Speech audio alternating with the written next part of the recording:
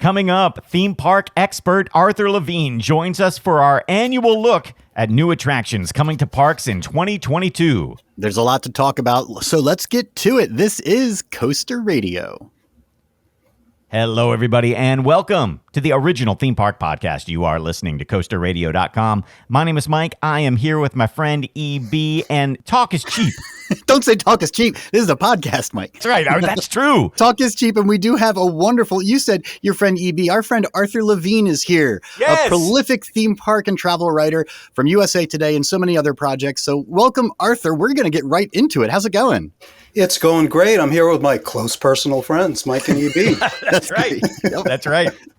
Yeah. Did you notice that the NPH Close Personal Friends is back after a long hiatus? I do at his request, apparently, right? That's right. That's right. I picked up on that. So we weren't sure how close we were because we don't have the annual tradition necessarily locked in like we do with you, Arthur. Talking to NPH. Well, maybe it will become an annual tradition, and I'll be like, the 2 or 3 episodes after him. That'll be great. There you go. Good. I love it. But this is one of our favorite annual traditions. I mean, it's a great way to start the year, and to me, it's really what gets me excited for the upcoming theme park season, because we get a chance to go through every single major attraction, especially here in the United States. And EB and I down the road will talk about Europe and Asia and some of the other places. But it's so fun to talk with you and get excited about what's coming up. And this is a great year for theme parks.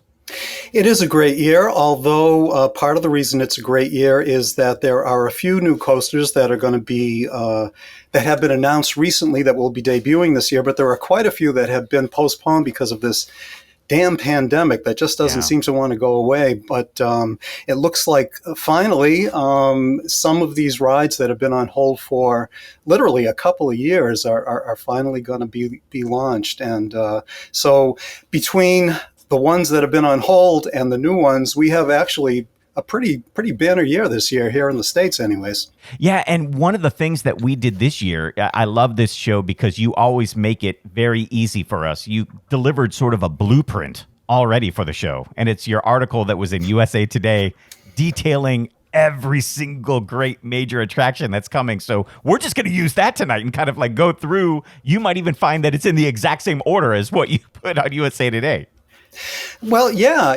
Every year I run down what I consider to be the most anticipated rides and attractions that are coming to parks, mostly here in the States. And although I don't specifically identify them in any order, I do sort of have an order. And if we're going to jump right into it here, one that's at the top of the list and the one that you've identified as the first one we're going to talk about is, in my mind, the most anticipated ride. That's the most anticipated coaster coming to parks this year.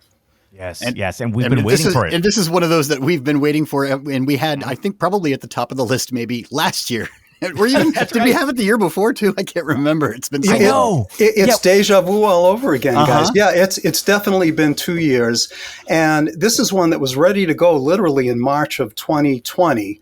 And I remember talking to the park and making plans to go visit. And, it was right around that time when things were kind of like, what is this pandemic thing we're hearing about, and what's this all about, and will the parks close? And of course they did, and this was put on hold, and it's been in a holding pattern literally for 2 years now. Yeah. So let's talk about it. I mean, is this the year of Iron Gwazi at Busch Gardens Tampa? Is this going to be the year that it not only opens, but kind of like maybe sets a new tone for roller coasters in the United States? Well, I think it's certainly going to set a new tone for roller coasters in Florida. Mm-hmm. Florida has quite a few roller coasters. It is, in fact, it is, I should say, the theme park capital of the world, after all. But up until fairly recently, it wasn't really known for coasters, the kind of extreme coasters that we find in other parts of the country, other parts of the world. That's been changing.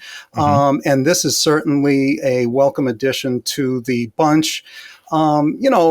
It's unfair to make judgments before something actually opens and I get to personally experience it. But it certainly seems like this has the potential to be the best coaster in Florida.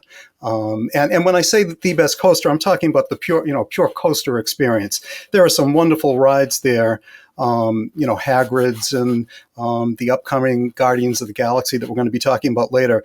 These are both coasters and themed attractions. And so if you kind of strip out the themed attractions part and just look at the pure coaster experience, I think Iron Gwazi has a pretty good shot at taking the top spot. Yeah, the amazing thing about this ride is it looks relentless.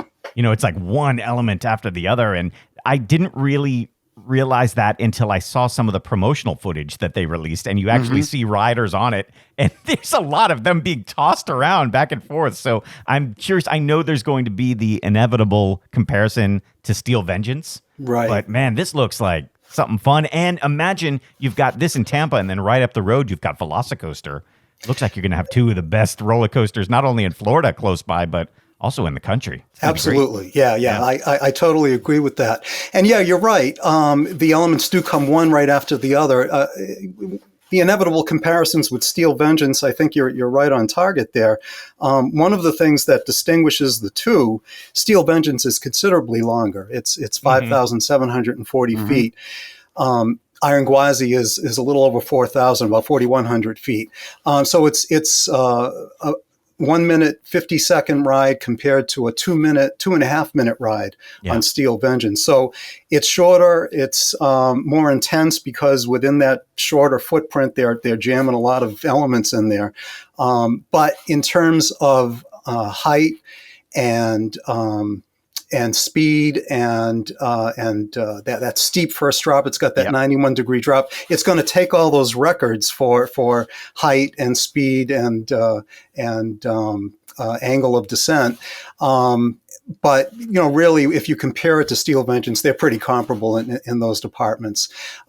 So it remains to be seen. The inevitable comparison will be made, and I hope to be one of the ones to make it. But I feel pretty confident saying that, at least in Florida, this is going to be probably the best coaster. That's my prediction anyways. Cool. Great. Yeah. One of the rides that I'm really looking forward to, because it's at one of my home parks at Busch Gardens, Williamsburg, and it's another one that we've been waiting for a while, is Pantheon. And I like this roller coaster because we really haven't seen anything quite like this before. There's a lot in here to like. And I especially like about one of the things I'm most excited for is I've always envisioned a big roller coaster with a big dive towards the Rhine River. And they do that a little bit with Verbolten, but this seems to up the ante a little bit, and I'm excited. Yeah, and it's kind of cool how that big drop comes in the middle of the ride, not at the beginning. This is another very short ride. It's only a minute 19. There is no lift hill. It's a launch coaster. It's got 4 launches, including a backwards launch. And Busch Gardens is pitching this as the fastest multi-launch coaster. It's going to hit 73 miles per hour. And it's got that switch track. So it's one of these multi-pass coasters where it goes both forward and backwards using the same launch device, and looks like just a wild coaster. Another one that has an awful lot of elements that come, one right after the other. And you're right, that 95-degree drop off that 180-foot tall hill right in the middle looks like it's going to be pretty wild. Yeah. And I like the idea of the switch track that kind of, is a big part of the ride. I think that's kind of a fun tech to see, but I'm really looking forward to it. I think that big final launch towards the top hat is going to be one of the best roller coaster elements at Busch Gardens, especially with a few of those little bunny hops they have in there.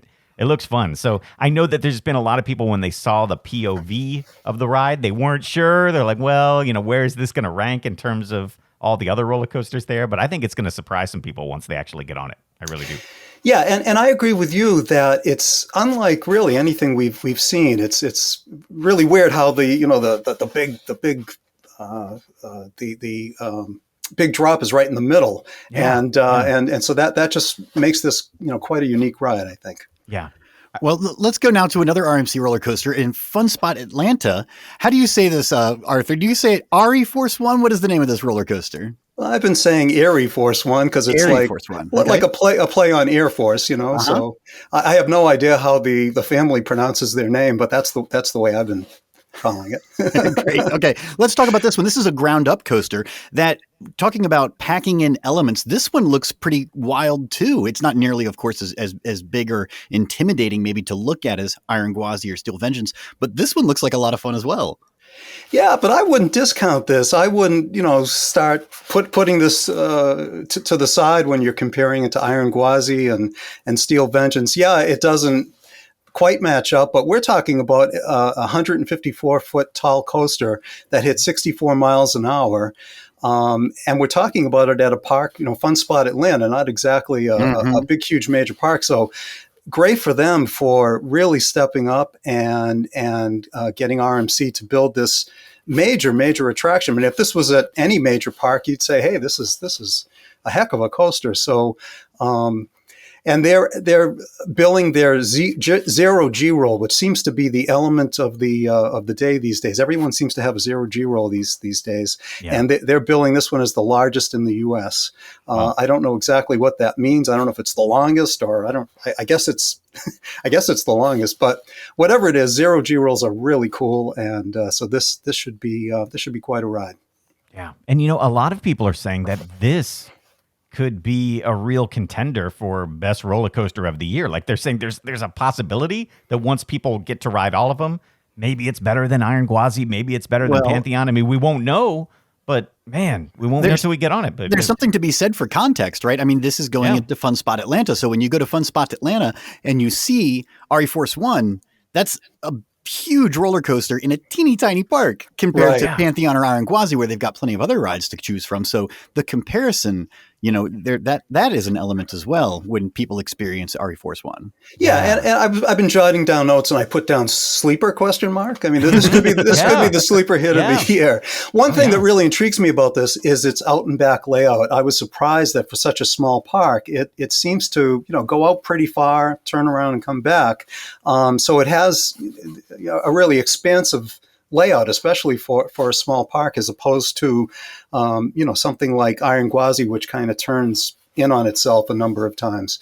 I don't know. I think it's great to see a small park like Fun Spot come up with such a major coaster. So that should be a great one. Yeah, well, and like you were talking about, I think Fun Spot Atlanta was smart with that as well, making it go all the way out like that, where you can really see it from the road. But then it also makes that 90-degree turn and just goes through the park itself and interacts even with some of the buildings in the park. So it's a very, very signature roller coaster for them. Everybody in the park is going to be watching it the entire day. They're at Fun Spot. That's right. Yep, yeah, absolutely. Next up on our list is one that I'd like to get out to California and take a ride on, especially because I have not been on one of these RMC single rail roller coasters yet, but it's Wonder Woman Flight of Courage, and it looks like a lot of fun. It looks like a real lot of fun. It looks a little similar to Jersey Devil, which debuted at Six Flags Great Adventure in New Jersey last year. Little taller, a little longer. The park is billing this as the tallest, longest single rail coaster out there. It's going to hit 58 miles an hour. And like Jersey Devil, and unlike the off-the-shelf single rail coasters like Wonder Woman Golden Lasso, which I rode out at Six Flags Fiesta, Texas, this has much more breathing room in between the elements. There's much more track. It's actually almost twice as long as the off-the-shelf single rail ones at 3,300 feet. So when I rolled Golden Lasso, I mean, the elements literally came one right after the other and just whipped you from left to right. And that's one of the things about these single rail coasters. They're so nimble. You just have that single seat inline seating, and those really narrow trains are with the single rail are able to very adroitly and adeptly kind of just turn on a dime. And so it was just a harrowing experience riding that. This, I think, is a little different, where you can kind of catch your breath a little bit in between elements. Yeah. Looks like a really nice layout, a nice addition to the park. Of course, this will continue Six Flags Magic Mountain's streak as having the most number of coasters in the world. Yeah, right, so right. It's really quite the coaster haven. I got to get on Wonder Woman down in Fiesta, Texas, and I found it to be such a unique and super fun roller coaster. I think it's one of my favorites. And when Jersey Devil came out, which is, like you said, almost very, very similar to Wonder Woman Flight of Courage that's coming, I have not gotten up there to ride that to compare it, but I really want to, because I want to see what the experience compares with that compact layout of the Wonder Woman at Fiesta, Texas. I agree. Versus this different way of using that single rail. Yeah. One of the things that intrigued me when I first heard about the single rail concept was the because you don't have to balance between two rails. There should be. It should be an incredibly smooth ride because you only have the one rail to contend with. But you don't really get to appreciate that much on like Golden Lasso, because those elements just keep whipping you around. There's really no sense of, hey, this is kind of a smooth ride.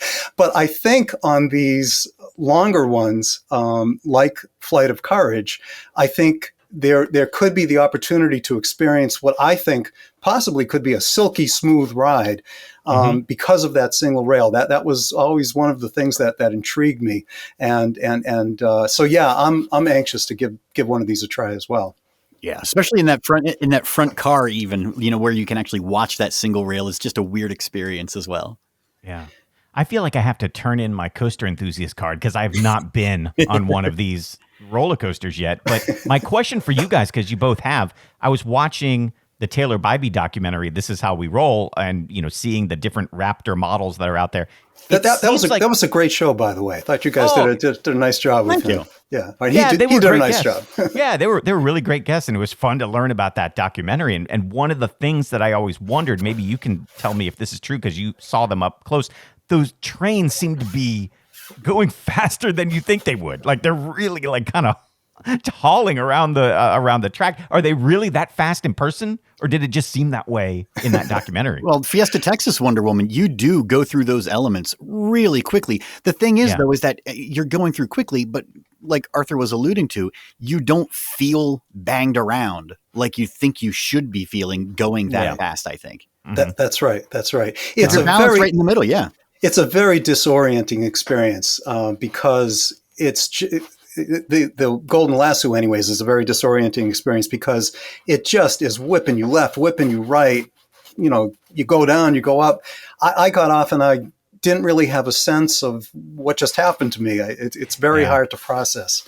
So, and I think you do experience the speed differently than you would if you were on a more conventional two-rail coaster sitting higher up off the track. I think you do experience the speed that much more when you're sitting in that position with the single rail concept. Yeah. I'm looking forward to it. I'm going to blame COVID from me not getting on. Sure, that works. I think that works anyway. I like the B&M dive coasters. I know that most parks around the country have them, and maybe some people are getting tired of them, but I don't get tired of them. I love it, so I'm looking forward to Emperor at SeaWorld San Diego. Yeah, I am too. There are two very similar B&M dive coasters coming, one of which, as you said, is Emperor at SeaWorld San Diego. And while many parks do have B&M dive coasters, there aren't any in California. This will be the first one. Right. And so that will be new for the market. It's neither of these two that we're going to be talking about are among the tallest or fastest of the B&M dive coasters. However, at 153 feet tall, with a 90-degree drop and 60 miles per hour, it is pretty fast and pretty tall nonetheless. Yeah. And yeah, like you said, I mean, everybody who's been on them kind of knows the drill. You know, you go up and you've got the carousel turn, and then you kind of stop and everybody freaks out as you're being held at the precipice, looking straight down, and then you go through that dive. And both of these coasters, we're going to be talking about Dr. Diabol's Cliffhanger at Six Flags Fiesta Texas. They're virtually identical. They also both have the Immelman inversion elements, which I think is a really cool element, especially with these big trains. You know, they're really wide. They're just single. I think they're single car trains, or at least they're you know, I don't know how many rows, but they're just very wide, very long single car trains. You know, navigating that Immelman is pretty wild. Yeah. And with both of these, with Dr. Diabolical and Emperor, you have to remember like that people like us who love this stuff and the people who listen to this show who love this stuff, we travel around and ride all these. But I took somebody to Busch Gardens, Williamsburg not long ago who isn't into theme parks and roller coasters. And she stood at the bottom of the drop for Griffin and just was so shocked when that, however many ton train was just holding at the top. And so you have to remember that there are people who in these markets have never seen anything like that before. And it's going to freak them out when they see that huge train stop at the top. And I love it at Busch Gardens when people don't know what's going to happen and they see it, they scream at the bottom. Like people are screaming at the top, but people on the ground are like, oh my God, I've never seen anything like that. And that's why I like these roller coasters. And I like that they're being put in places that they aren't yet. I think it's going to be great. Well, if you've never seen one, certainly you would freak out looking up at it from the bottom. Yeah. But oh my God, if you've never seen or been on one, you really freak out when you ride it. Oh yeah. I remember the first time, I think Griffin was my first dive coaster, and I sat on the very edge seat and hanging out over there like that first time. It's amazing. It's an amazing experience. Oh, no, I think Griffin was my first one too. And these dive coasters, they really are gimmick coasters. But what's nice about them is it is a gimmick that really does work. Yes, yeah, it's a gimmick that delivers. Absolutely. SheiKra wasn't your first one? I mean, isn't SheiKra sort of famous in coaster radio annals? I know, it should have been. And that was what was so funny is I rode SheiKra only 3 or 4 years ago, and got to yell, "Kiss my SheiKra" as I went down, even though no one understood what I was saying, and I got weird looks from the people I was with. But yeah, I know it should have been though. That coaster will live on in infamy here at this show, though. I love that. Right. Yeah, a great one. Another one we want to talk about too is at Glenwood Caverns. Of course, they've had some difficulties with the experience that they had last summer, but the roller coaster that is scheduled to be built and open is Defiance. Yeah, and I had the honor of being the first journalist to reveal this coaster in USA Today. That was a really cool experience. Yeah. This is another major coaster coming to a really small park, and it was a delight speaking with the folks there. They're really excited about it. This is a Gerstlauer Eurofighter. It's got the vertical lift hill. It has the severely over beyond 90-degree drop. This one's 102.3-degree drop. It's 75 feet tall, but it drops 110 feet because it drops into a ravine. And the coaster looks like it would be wonderful regardless of where it was located. But and I know you've been there, EB. I've never been to the park, so you can certainly talk about this. What makes this ride unique, what makes every ride there unique, is that it sits on top of a mountain.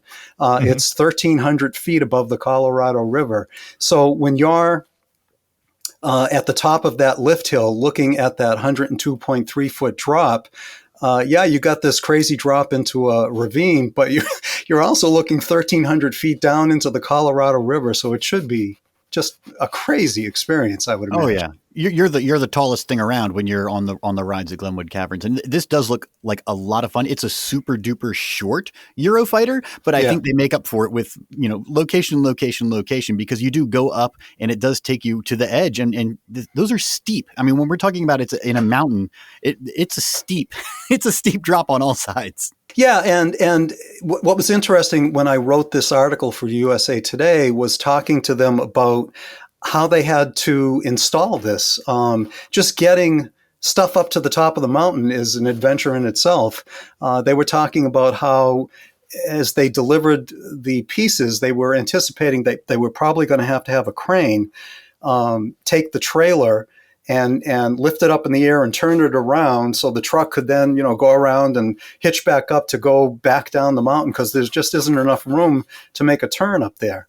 And it has all these switchbacks on the roads. I believe the way you get up to the top of the mountain is by some sort of sky ride or something, right? Yes, you have to. You take gondolas up is how you actually get up to the park. There's an access road, but like you said, that's just it's a winding gravel road up the backside of the mountain. So yeah, right. So it was no small decision on Glenwood Caverns' part to decide to put this in. And every time they make any major, have any major project, they have to consider the challenges that they face getting the materials and supplies up there. So it's not to mention the weather there at 1,300 feet above the ground in Colorado is. The winter is pretty severe, I would imagine. So the window of opportunity that they have to build these things is relatively short, I think. Mm-hmm. Yeah. Looks really, really interesting. I'm actually kicking around the idea of possibly going down to Florida for a few days, maybe at the end of February here, because we'll talk about this a little later, but Peppa Pig theme park is going to open. And my 3-year-old daughter talks every day about Peppa Pig theme park. And when are we going? When is it going to be open? I think Emma should report live from Peppa Pig theme park. I think that might be something that we might have to make happen. So anyways, but one of the things that I'm thinking about is if I get down there for the Peppa Pig day, maybe Daddy needs to go and check out a couple new roller coasters too. And one that I really want to go to is at one of my favorite parks, because I find it one of the most beautiful ones in the country, SeaWorld Orlando. I'd really like to get on Icebreaker. One of the earliest coasters opening, yeah. Yeah. Yeah, and it's another one that's literally been ready to roll for 2 years and has just been put on ice, if you'll pardon the pun. Yeah. For the pandemic.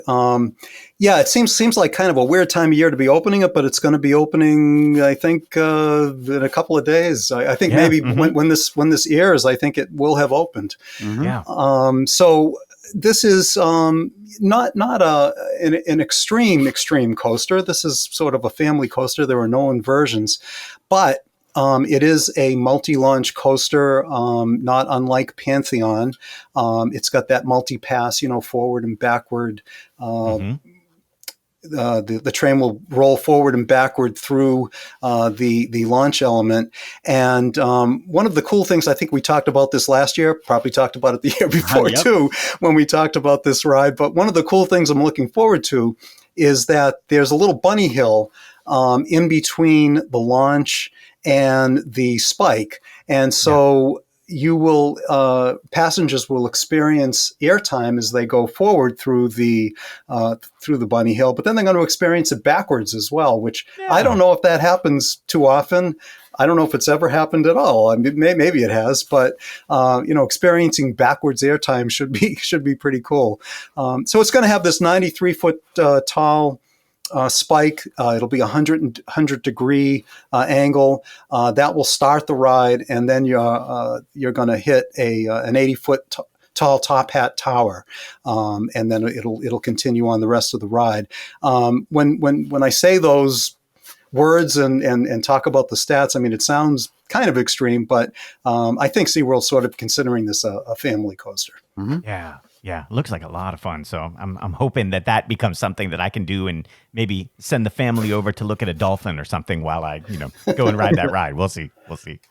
At another park that's pretty close here to the Coaster Radio Studios, King's Dominion is putting the finishing touches on their S&S 4D spin Toombili. And not only do we get a new roller coaster there, we also get a whole new land that's coming along as well.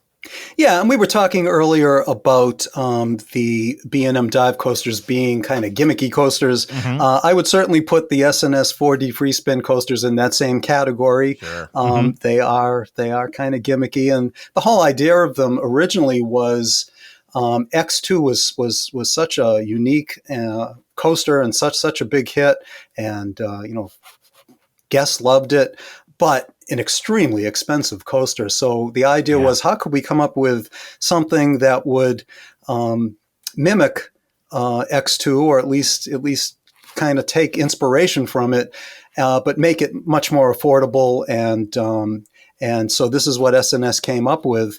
It's as I think all your smart listeners, I think, know what an S&S 4D free spin is by now. And this is virtually the same as all of the other ones. So I don't know if we necessarily want to get into the details of it. But what's cool about it, what makes this one unique, is the theming, as you said. And the whole land will be themed as well. And so for a Cedar Fair park to have this theming, that's kind of neat. Yeah. And then we also got word about the Avalanche Bobsled, which is right across the way, getting a retheme as well. And they're going to call it Reptilian and give it a whole new paint job and a temple that's there. And it's so all of these rides kind of linking into the same story. Sounds great. Yeah, I think I heard you guys ragging on Avalanche coasters the other day. That was didn't me. That was me. Bobsled coasters. Yeah, I kind of like them. I get a kick out of the fact that no two rides are sort of the same. There's that. So I think they're different, that's for sure. They're not a typical coaster, and just to sort of break things up, I kind of enjoy them. Well, there definitely is there is a chaotic sense to the bobsled coasters because you are not attached to the track, right? And so there are those turns where you just kind of roll around, but then sometimes you take a turn too fast and you bang up into the rail, and it's like, wait a minute, it's kind of like a water slide. You do feel a little out of control on an avalanche bobsled, even though they're kind of slow and noisy and weird. That's right. Yeah, I'm looking forward to seeing what the whole land there looks like when they start opening. And then, of course, what is the eventual, replacement for a volcano? Because that land is sitting open, and so they're planning something for that. Well, and we learned those SNS coasters. I didn't know this until the documentary. That's how we roll. Those are RMC tracks. I didn't know that. Yes, that's so I didn't know that either. Yes, they are. Yep. Another reason to watch that documentary because you learn a bunch of interesting things like that. Yeah. Another ride that's very similar, we can talk about this very quickly, Fireball at Adventureland. It's a very similar ride, but not from SNS. It's from Ride Engineers Switzerland. So weird. This is going to be the first installation of one of these in North America. It's really cool. Yeah, it kind of reminds me, it is very similar to the SNS 4D free spin. It also reminds me of the Intamin Zack spins, like I think it was Green Lantern at Six Flags Great Adventure, which I rode, which was, I thought, a pretty challenging ride. That one really banged me up. I believe that one has left Magic Mountain. I think it's going up to La Ronde in Montreal, Six Flags Park. So it looks very similar. It's 69 feet tall, like both of these other rides. When you get into the cars, they go straight up, but it's not, you're not facing straight up, you're facing forward, and it's kind of sort of like an elevator lift that lifts you up. And then when you get up to the top and it releases you, there's that ribbon of track that goes back and forth that takes you down to the bottom. When it releases you at the top, you're heading backwards, which is kind of weird because you're at the highest point and you're heading backwards and you can't see what is coming next. And when you get to the end of the track, when it makes its turnaround and goes over the edge and then heads down to the next level, you don't know when that's coming. You don't know what that's going to feel like. So there is that element of surprise, I guess. And again, another relatively small park putting in, relatively, certainly a unique coaster for North America, as you said, as you guys said. And another good one to look at, too. I think that's going to be an advantage for them. That's true. That's true. Right. Yeah. Six Flags Discovery Kingdom has a new ride coming in that I have a love-hate relationship with these type of roller coasters. It's a spinning wild mouse called Sidewinder Safari. They're okay, but sometimes you just get the wrong weight distribution and that thing spins too much. Yeah, it's crazy. Yeah. It's funny. I think I've said this before, that I think I've used the term that I'm in the throes of middle age. I've been saying that so long that I don't even know if I qualify for middle age anymore. But for whatever reason, and thank goodness, because of what I do for a living, I don't get motion sickness. I can go on spinning rides. I can go on flat rides that spin, and I'm okay with spinning coasters. But I know what you mean. A lot of people aren't, and these things can get a little out of control sometimes, even though they're relatively low profile. But once they start spinning, depending on the corn dogs and whatever else you ate before getting on it, it could be a little bit of an unpleasant experience sometimes. Absolutely. Yeah, and it also looks like an interesting thing they're going to do is, in the part of the theming for this, they're actually going to have encounters with live snakes and other reptiles. So, kind of bringing in the animals, something to do while you wait in line for this. So that's kind of cool. Yeah. Yeah, great. Near one of EB's home parks at Indiana Beach, they are currently building the triple loop roller coaster that was originally designed by Schwarzkopf, and I saw photos of it. They got the big 3 loops all the way up, and I think they're continuing to work during the off season here to get it ready. Yeah, the gone but certainly not forgotten Schwarzkopf. These rides, then there are a number of them around the world that are somewhat similar, and I believe they were among the first to have inversions, have loops, and I think the standards may have changed a little bit. What's interesting about these older Schwarzkopf coasters is that they're incredibly intense. The positive G's on them, we're talking about 6.1 G's this thing pulls, and that's pretty serious. So, again, we were talking just a moment ago about people having difficulty sometimes with motion sickness, but experiencing 6.1 Gs, that's something that'll rattle you if you're not a seasoned roller coaster veteran. Oh yeah, I remember riding Laser at Dorney Park, and that was another Schwarzkopf, and that was intense, man. I bet that pulled similar Gs. But I just remember riding that and feeling the difference between that and the other roller coasters there. So I'd be excited to give this a shot and see what it's like. Yeah, I rode one of these at Six Flags Frontier City, and it was, I think, my favorite ride at the park, just because you feel that ride, right? You are experiencing what it is to be in a little metal car going down these tracks. It's not like we were talking about those single rail coasters being smooth and you feel like you're just gliding through. No, this one you're going through hills and you're going through turns and you're feeling every single one. Well, not only do you feel it on the outside of your body, you feel it on the inside of your body. I mean, those positive G's are gonna, get your ribs rattling for sure. I'm looking forward to this one. Yeah. Yes.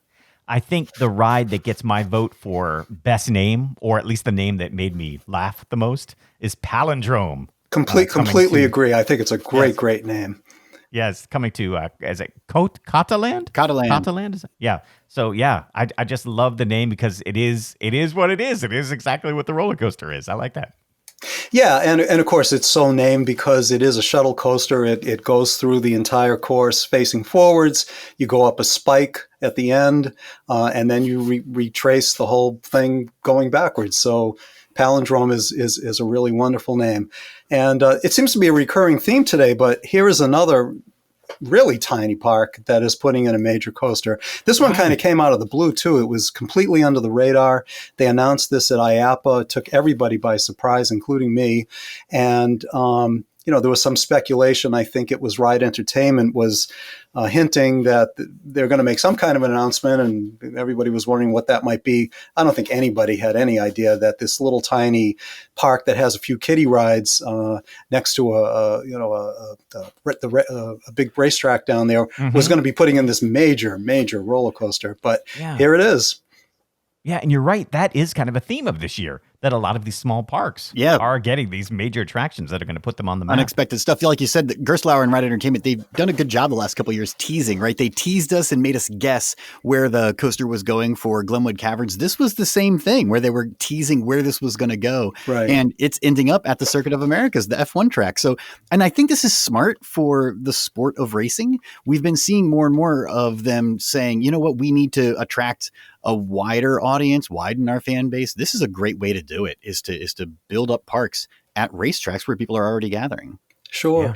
One of the really cool elements, if I could just throw this in, yet another 0G stall, but this one looks like it goes over the road where the cars come into the park, and so you experience that 0G stall hanging over the road, looking down at the cars that are coming in, and then you experience it backwards, so you get to do that twice. One of which will be heading backwards, so that should be quite an element.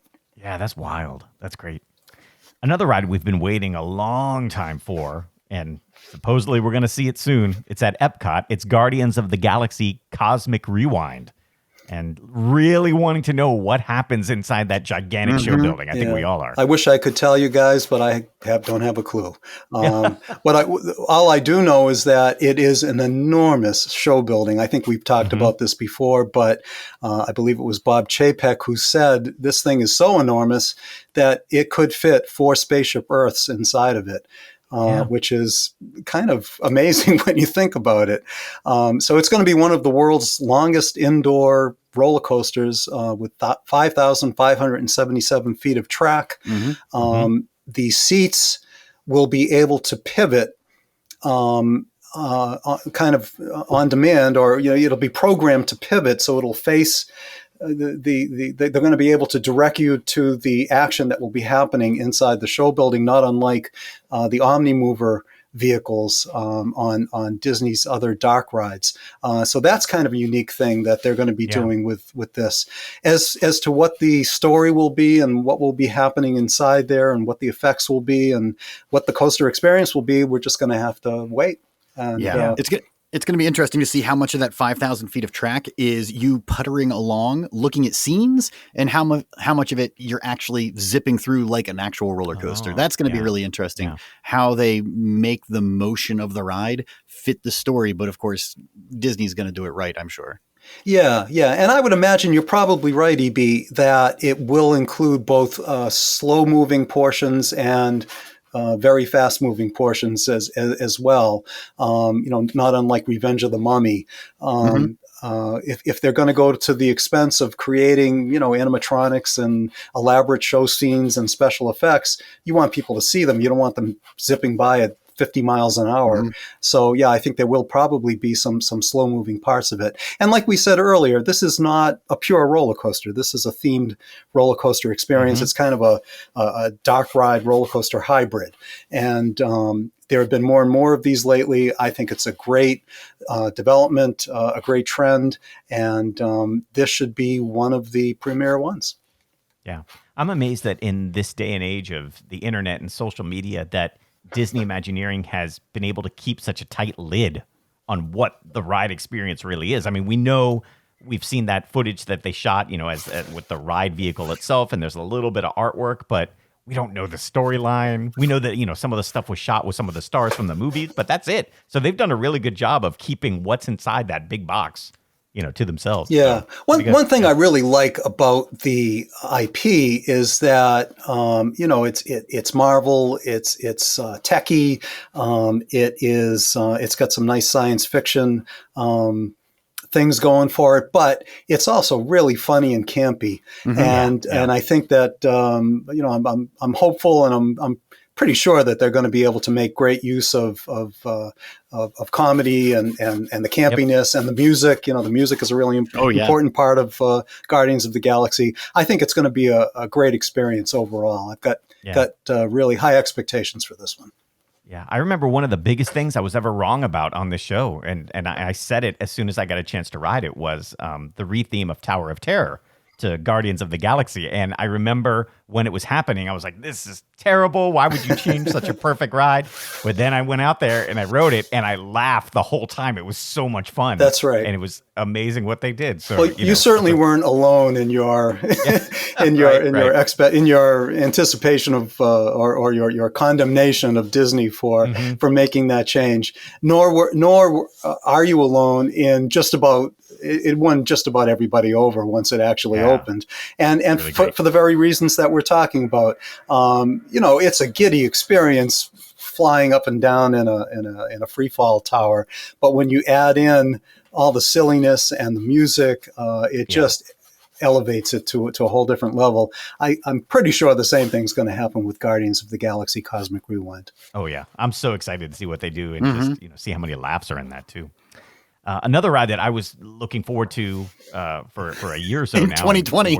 And now hopefully we're going to see it. It's Aquaman Power Wave at Six Flags Over Texas, and that's one of two rides that's opening there this year. But so excited for this just to see the audience reaction to it. Yeah, and of course, we've talked about this for the last 2 years. This is a combination roller coaster water ride. It's kind of U-shaped. It's got two 140-foot 6 spikes at either end. It's another multi-pass launch coaster that will go back and forth. You go forwards and backwards in that U-shape configuration. And then for the very last one, when you reach the top of the spike, the water water level, either the water level rises or the track lowers, one or the other, and there's this enormous splashdown, and enormous crest of water will probably splash everybody in the immediate area there. It's a cool idea, and another bit of a gimmicky coaster. It gets really hot there in the Dallas area, so I think having a water ride is a great idea. Well, and the good thing about it being delayed a year is that originally this was just going to have that single car, but they had the time and I guess maybe some extra budget that now it's going to open with that turntable loading station. So they'll be loading another car as that one car is going through the cycle. So that's really good news for this ride. That'll increase the capacity considerably. If you had to wait and just load that one car, the line for that would be incredibly long. Oh, yeah. Yeah, and we all love dark rides here at Coaster Radio, and I know you do too, Arthur, but Pirates of Spelunker Cave is also opening at Six Flags Over Texas, too. So I like a dark rides coming back to the park. Yeah, the last time I was at Six Flags Over Texas, this ride's been there for a real long time. The last time I was there, it was themed to Looney Tunes, and it was really showing its age. It had definitely seen better days. So it's great that they're retheming it. Obviously, a Pirates theme. This is a boat ride. Not a little bit like Pirates of the Caribbean, I guess. And it will have animatronics and projected imagery and looks like a really cool ride. And as you just said, this will be the second of two rides with Aquaman Power Wave also opening this year at the park. Yeah, a good year for Over Texas. So that's great. Maybe we should have talked about this next project towards the top, because it's not often that a new theme park opens anywhere in the world, but we're talking about Lost Island Theme Park, and maybe we talk about that for a few minutes, because they're also adding a dark ride, but also didn't they also buy an old Intamin roller coaster, and that might be going up as well? There's a lot to talk about here at this park. Yeah. Well, let's talk about the coasters, because you just mentioned that. There's actually 3 coasters coming, one of which is a wacky worm, so enough said about that. The Intamin one that you mentioned is relocated from Liseberg, and it is an Intamin coaster, 78 feet tall. This is a hydraulic launch coaster, relatively short, only 1,443 feet, but should be pretty intense with that hydraulic launch that'll blast you from 0 to 47 miles per hour in 2 seconds. Nice. And then there's another one. There's going to be a Coma Coaster coming as well with 5 inversions. So 2 really decent coasters, and then one for the kids as well.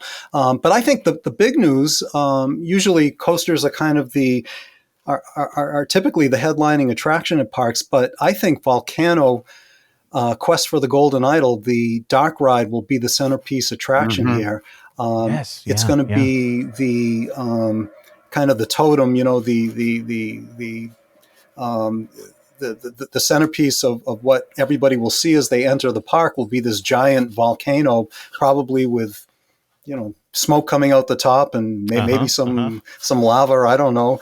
But inside this very interesting looking show building will be this interactive dark ride from Sally called Quest for the Golden Idol. I got to see one of the animatronics at IAPA. Looked really, really cool. Sally does such a nice job with their animatronics, and this one looked really sharp. This is going to be the first time that a Sally ride will feature trackless 6 Degree of Freedom vehicles. Nice. So that'll make it different and unique. And once again, not an enormous park, not a very big market. Here we have, as you said, it's not too often you see a new theme park, but here coming to a relatively small market with a major dark ride and some really nice coasters. Coming in the middle of a pandemic, no less. It's pretty pretty great that the owners stepped up and are making this investment and bringing this kind of entertainment to the folks in that area. Yeah, really putting a lot of effort, man. That's what's great. Like bringing a launch coaster over from Europe and lots of things like that. It's a great story. Well, and the idea of a dark ride being the headlining attraction, you hear about that volcano with a Sally dark ride. You're like, well, I know the ride Sally's made, but no, this is the most high tech, the best that Sally can do right now. So it's going to be fun to see, what Sally is doing with this is probably going to be for them their headline attraction as well. Yeah, yeah. It occurred to me as we were talking about this, I don't think we ever said where this was, or if we did, I missed it. And I'm not completely sure, but I'm pretty sure it's Waterloo, Iowa. So, yes. We're not talking about an enormous market, as I said. And this is a really nice theme park. So, yeah. So lucky people who live there, Well, man. I know. Like that, imagine this being, I'd love that. I'm in the near me, Midwest, so- and this Waterloo, Iowa is definitely within distance for me. So I might make it out to this park. I'd love to There you experience it. Yep. We got to call him and get you hooked up out there. There you so go. You can Do it. check that out. Yeah, yeah. I added this next ride. I mean, it's mostly just because I love this style of ride. It's one of my favorite types of flat rides. But it's the S&S Scream and Swing that's coming to SeaWorld San Antonio. It's called Tidal Surge. But the great thing about this, it's the largest one of its kind, right? Yeah, it's the world's tallest at 135 feet, and the fastest at 68 miles an hour, that's pretty dang fast. And it's funny. One of the things that people love about roller coasters is airtime. That's certainly one of the things that I love. I would say it's probably my favorite thing about roller coasters is airtime, and depending on weather conditions and depending on the capacity, not the capacity, but the actual number of people that are on the train and the weight distribution, you may or may not experience airtime consistently on roller coasters. But these Screaming Swings, man, they really deliver the airtime, and it's really potent. And if that's something you like, if people who love coasters, I think, should not walk past these Screaming Swings. They should really give them a try. Well, and just like the best installations of these Screaming Swings, it's about the location, and they're putting this one right on the water, so that's cool. Yeah, yeah. That's the best part. I love ones where they get creative, and they even either put you over water, put you over a cliff, looking down at something that's so far away. It's great, great stuff. So let's talk a little bit about some parks and rides for some of the younger. And when I talk younger, I mean like kids, actually. There's some great stuff for kids that are opening right now. The first one we'll talk about is Mattel Adventure Park out in Glendale, Arizona. And one of the things that they have there is a Chance GTX coaster that's really similar to Lightning Run, but at Kentucky Kingdom, but it's aimed at kids. Yeah, and the next few parks that we're going to talk about, I think, is another trend in the industry that I'm seeing. I've identified these as micro parks. They're not big parks at all. They're quite small. I think that probably they can be comfortably. You'll be able to comfortably experience them probably in a half a day or maybe even less. And because they're geared to young kids, I think that makes a lot of sense. I don't think you'd probably want to be taking Emma to, a place like Epcot that's overwhelming and you got to walk way out to, World Showcase and visit all the countries and walk way back on the other side to do this and do that. And you're paying you're paying so much money, you really kind of want to get your money's worth. But yet, when you have little kids in tow, maybe that's a bit of a challenge for young kids and parents of young kids. So these micro parks, I think, are a great development. This one, Mattel Adventure Park, is actually part of a larger resort, all of which will be new.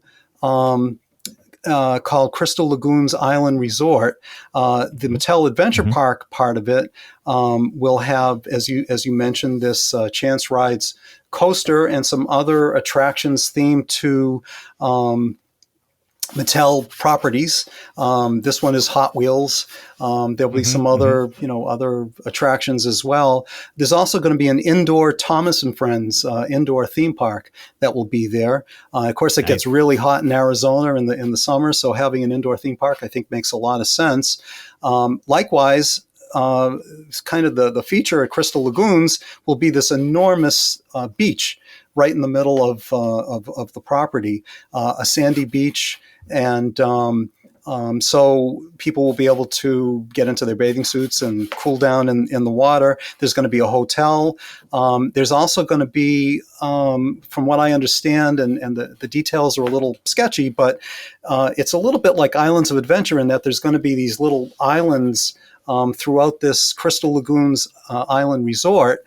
And one of the islands is supposedly going to have a flying theater. There's going to be a 4D theater coming. So over time, I don't think it's going to open in 2022 with all of these things, but in phases. But as this thing builds out, it's going to be a major resort that will have this beach as its feature, but have all these really cool sounding attractions that people will be able to experience as well.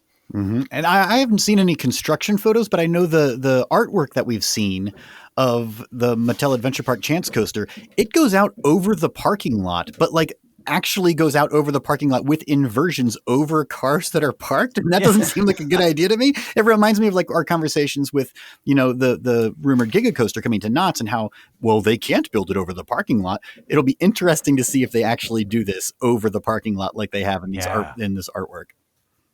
Yeah, and of course we were talking earlier about Codaland and the zero G roll right over the road. Yeah, so Right, yes. Got another little mini theme going here, I guess, this year.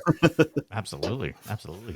So we talked a little bit about this earlier, but this morning when I went down to wake up my 3-year-old daughter Emma, the first words out of her mouth were, "Are we going to Peppa Pig theme park today?" Today, and she every today. every Oh, day. she would. Every day, every day, at least several times a day, I get asked, "Are we going today?" She's looking forward to Peppa Pig theme park more than anything, and I think a lot of other kids are too. This looks like a really, really fun place, like you said, Arthur, to take a 3-year-old, and you don't need to spend the entire day there. Right. Just enough for a 3-year-old. It's a park built for them. Yeah, it's going to be right next to Legoland, Florida, which also is geared to younger kids. But Peppa Pig, as you know, Mike, is geared to really little kids. Yes. And Peppa Pig is such a hot property these days among a certain audience, and you know exactly what that audience is. And as I said earlier, this is another one of those microparks, as you just alluded to. Only going to have a handful of attractions, a handful of shows. One of them will be the Muddy Puddles Splash Pad. Mm-hmm. Another one will be Daddy Pig's Roller Coaster. And like we said at the top of the show, I think you should do an episode where Emma gives reviews of all these rides and gives her thoughts about Peppa Pig. And I think if you could get some video of her meeting Peppa Pig, I think that would be precious. So. Oh, that would be great. Yes. And I'm actually looking forward to Daddy Pig's roller coaster. It's got a little bit of a launch in there too, aside from everything else that's great about it. So that'll be Emma's first launch coaster. There you go. I'm excited about that. But looks like a lot of fun, and just knowing those characters. Like I never thought I would know Peppa Pig characters in my life, but now I know all these characters, and they're all added as part. They of all the have their little things, there. right? Yep. Yeah. So she's gonna go wild. Like this is right now. This is bigger than Mickey Mouse or anything else to her. Like this is who she wants to go meet. And I can't wait to see her walk in and see Peppa Pig in real life. That's gonna be great. So, Mike, you said this is going to be her first launch coaster. Has she been on a number of other coasters? The only other roller coaster that she has been on is at Busch Gardens Williamsburg, Grover's Alpine Express. Okay. Which is like a little, it's not little. It's pretty fast and had some forces. Yeah. And she liked it though. She liked it a lot. That's great. So that's been the only roller coaster she's been on, but she's getting on a lot of other rides. So let me ask you, before you got on it, were you like trembling? Like, what's her reaction going to be? I was, because she hadn't turned 3 yet, but she was the height for it. Yeah. And I was a little worried that I was pushing too fast, because she looked at it and she goes, "I'll ride that," but I wasn't sure if she knew exactly what it was. Mm-hmm. And as soon as the ride, hit the block brakes and came into the station, she's like, "That was really fast." Right. That's when you look Really and it's fast. like, That's oh, all what's she your said. reaction? Was this good or not? Okay. Okay. Yeah, so she was happy. Yeah. But then when I said, "Well, do you want to ride another roller coaster later?" And she goes, "Yes, but one that's not that fast." Yeah, so yeah. I think Daddy Pig's roller coaster might be perfect. that's her for Right, speed. right. Yeah. I know I'm sure you don't want to spend too long in this, but I'm just curious. Does she understand your passion for coasters? Does she understand that you do this podcast and what it's about? And can she make the connection that she got to ride a roller coaster, like, the things that you love? She does a little bit about it, because she sees all the different things that are down here in the studio. So she sees, roller coaster models and things like that. So she gets it. But I think she sort of knows, like when we went to King's Dominion, for instance, and she was like, "Oh, this is Daddy's favorite place." So she sort of gets that this is what Daddy likes to do. It's one of his favorite things. But I think now I don't know if it's just in the genes or something, but she's already like that's what she wants to do. She asks all the time, when can we go to King's Dominion? And she's bummed out just like me that it's wintertime and it's closed. Yeah, so, it'll be when so. she gets to school and starts talking to her friends and like, yeah, we went to 5 amusement parks last year, and her friends are going to be like, what are you talking about? That's weird. Like, oh, that's weird. I didn't know that was weird. Yeah, there are 5 amusement parks. Right? Where are they? Yeah. Does she look at the big roller coasters and point to them and say, I want to go on that? Oh yeah. So when we went to Winterfest at King's Dominion, the family sort of sat and watched as I went, and there was zero line for Twisted Timbers. And so they sat and they watched for the longest time that first barrel roll drop. And when I came back off it, she's like, Daddy, was that scary? And I was like, yeah, but it was fun. And she goes, when I'm older, I'll ride that one. There you go. When I'm older. So yeah, so she sort of knows that the big rides are for older kids, but yeah, she's excited, I think. Yeah. Okay. Yeah. But another place that she might really enjoy, I know there's a Sesame Place here on the East Coast, but now there's one on the West Coast too, in San Diego. Yeah, and it's being built on the former site of Aquatica. And like the one in Pennsylvania, it will be a lot, sort of half water park and half dry rides, half theme park. And obviously maintaining the water slides that were at Aquatica. Yep. But theming them to Sesame Place, which will be great. Obviously, SeaWorld Entertainment must have seen that Sesame Place really resonates in Pennsylvania, and also the characters resonate at the other SeaWorld and Busch Gardens parks. And so I think it's a smart move to retheme this park. And once again, as I said, we've got this trend. It will be another sort of micro park with a large water park component. So if little kids get kind of cranky and hot, they can go to the water park side and jump in the water and cool down. And another great park, another great new park that we can talk about this year. Yeah, and there's a bunch of kiddie rides that you would expect to be in Sesame Place, but they're also putting in a roller coaster, the Super Grover Boxcar Derby. Mm-hmm. Oh yeah, yes, so there's another coaster count. Yeah. I think an Emma-sized coaster. There we go. And then let's close things out with a discussion that I'm excited to have with you guys, because we've heard a lot about it. We've heard about it for years, and we've always wondered if Disney was going to do this even once they acquired the rights to Star Wars, and that is to build a hotel and an experience inside that hotel. So I'm very curious what you guys are thinking we're going to see this year with Star Wars Galactic Star Cruiser that's opening up just in mere weeks at Walt Disney World. I think the big question that we have to ask right away is, Arthur, do you have your reservation? Oh, yes, there you go. I do not have my reservation. You're waiting for them to invite you. Well, from what I understand, they haven't officially invited anybody yet.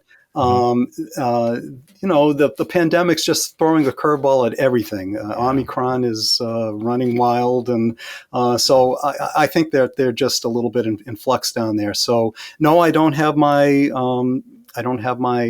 invitation or my reservation, but neither does anybody else from the media. That is, there has been a lot of discussion online, shall we say, about this. And I think it's a little unfair. I think we should reserve comments until people get to actually experience this thing.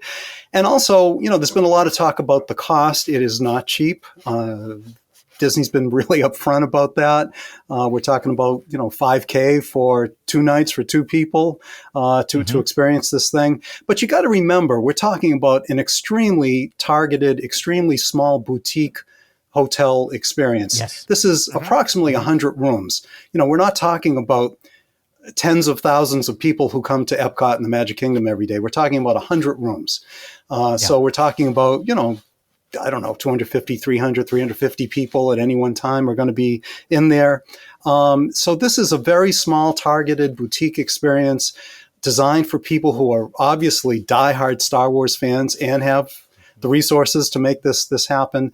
So let's reserve judgment until it opens. But certainly the concept is very intriguing, especially for me. One of the things I'm looking forward to the most is how it's all going to work with you being launched up into space, but then you come back down to Batu to enter into Galaxy's Edge, and you interact with the land, and then your interactions will carry over with the characters when you go back onto the ship.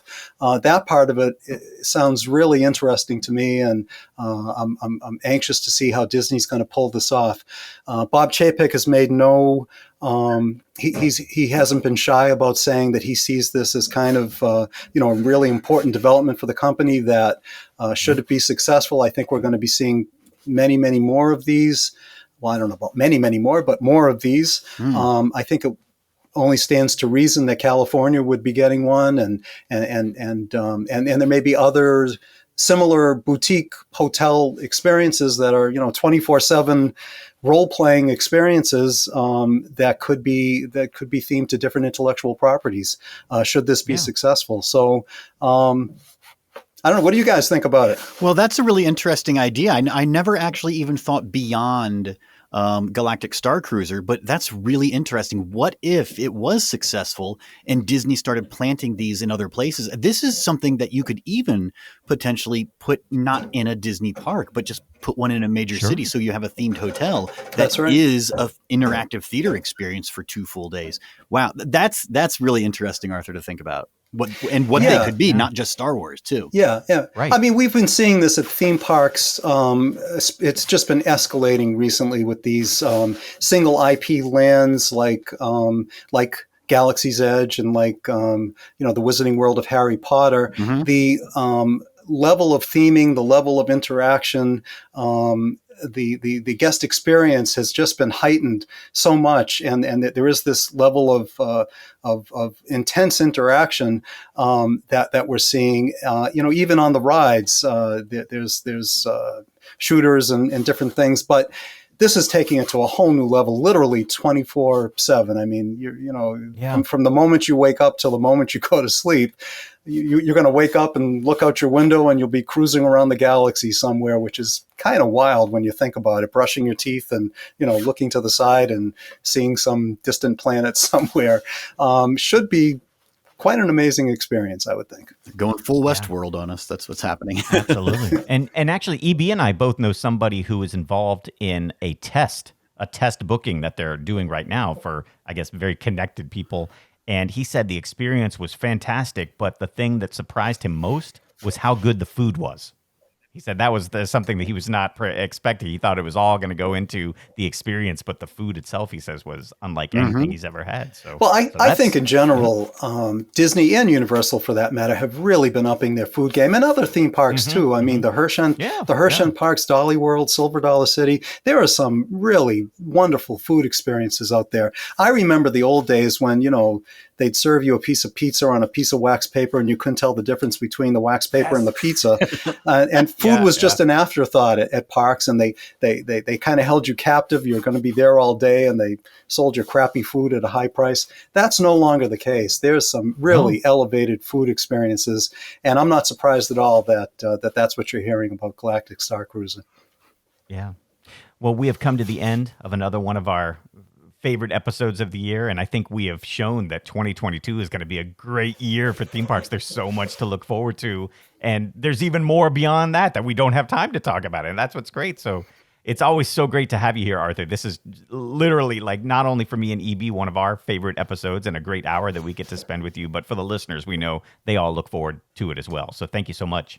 Well, thank you for giving me the opportunity. It's something I look forward to every year as well. And I know we've been joking about this forever, but I do kind of consider you guys my close personal friends. But we've never actually met in person. It's only, at least we've got video to go along with the audio now. But there we go. That's good. Yeah. But one of these days, we're bound to connect somewhere down the road, and I really do hope that happens. Look forward to riding a roller coaster with you, sitting down and having some wonderful food somewhere at some highly themed experience. That'd be great. So thanks for inviting me on. And if people want to see my writing, they can go to aboutthemeparks.net or follow me on Twitter at Theme Parks. That's ABOUT. I don't know if my Boston accent gets in the way here sometimes. We'll hopefully we'll do this again next year and have another exciting year to talk about. But in between now and then, 2022 should be quite the year. And let's hope that this damn pandemic is finally put in its place and we can really fully engage and enjoy the parks this year. Yeah, there you go. Yes, absolutely. Absolutely. Thank you, Arthur. Okay, thanks, guys. Yeah, EB, to me, that's one of my favorite things about doing Coaster Radio is our annual conversation with Arthur, because he's just so knowledgeable about theme parks and so well known with all of our listeners, but even beyond. So it's great to have him on the show. He's a true theme park expert. He makes us look good. So thanks again to Arthur Levine for coming on Coaster Radio. Thanks. Yes. And speaking of people who make us look good, we want to thank all of our friends at patreon.com/Coaster Radio. They support the show each and every month from a whole bunch of different levels. That's what I like about Patreon is that you can just help us out a little bit or you can help us out a lot. I mean, you can even be an executive producer of the show. Lots of different perks at all the different levels. And one of my favorite is the perks where you actually send people stuff through the mail, EB. That's one of my That's right. The Snail Mail Club. There's perks and bonus content at every single level. So like Mike said at the top of the show, talk is cheap. You can be a patron for just $1 a month or for $10 for a whole year. Or you can go all the way up the different levels, perks and bonus content all the way up, depending on your pledge level. There is a discount if you plunk down a whole annual membership. So go check it out, patreon.com/Coaster Radio. And a big thanks to all of our patrons, especially those at the $20 level. Yes, thanks so much to Alan Bergfield, Brian Cosson, Charlie and Jesse Brooks, Chris Rankin, our friends at Club Z, Colton Lickerich, Dan Bunting, Dan the T-Shirt Guy, David Sakala, David Jowanowicz, Evan Ruse, Grace, John Brody, Josh Combs, and Jumbo Shrimp. And thanks to Karen and Lee Howren, Kevin Wilson, Kyle Kiefer, our friends at Little Mountain Productions, and our friends at Made to Thrill, Matt from Yorkshire, Michael Foucault, Mikey Mayo, Paladilis Reyes, Rick Burnley, Timmy Young, and Tom from Louisville. Yes, also thanks so much to our honorary executive producers, Tyler Ray, Slater, Brian Wackler, our friends at the Coaster Challenge podcast, Coaster Fan Dan, and Jason. Thank you guys so much for supporting the show and coming back week after week. Don't forget, Theme Park News is the daily podcast from CoasterRadio.com. You can find that wherever you find podcasts or on your smart speaker device. Thanks, everybody, and we will see you all next week.